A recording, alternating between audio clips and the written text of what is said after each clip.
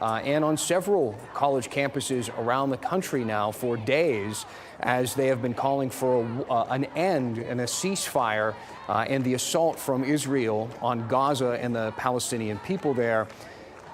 There has been a lot of animosity on campus, often between the protesters there and many in the Jewish community. Some in the Jewish community saying that they were feeling as though anti-Semitism was being spewed from inside some of these protests. Protesters who we spoke to, on the other hand, saying that they want to be heard, not only their voice on the clash in the Middle East, but the U.S. involvement and aligning themselves with Israel during this conflict.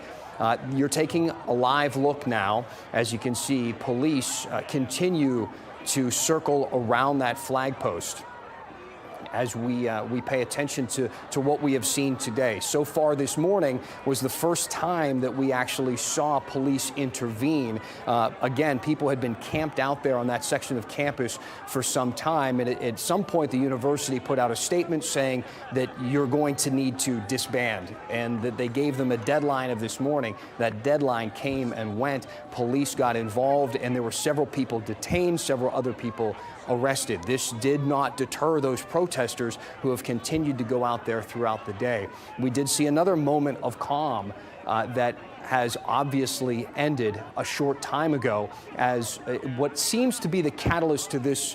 What we're seeing here was that flag. So the American flag being removed from that flagpole, the Palestinian flag going up instead. Police took that as an opportunity to go in and replace the American flag, put it back up there in place of the Palestinian flag that had been raised, and protesters did not take kindly to it. So as you can see, some of that video, I don't know if we have that video again that shows the most kind of intense moments that we saw, but you could see at that moment, as you see here, police pulling those protesters back, throwing people to the ground, dozens of police officers. Again, at times we have seen hundreds of protesters kind of in that area surrounding it.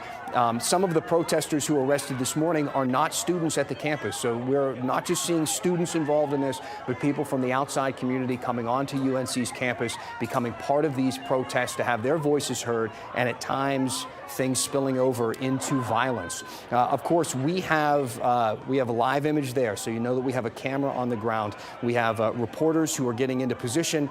We are going to continue to keep our eye on this situation. Please stay with us on WRAL.com and our social media channels, and we will have the latest on this entire situation playing out at UNC on our news at 4 o'clock.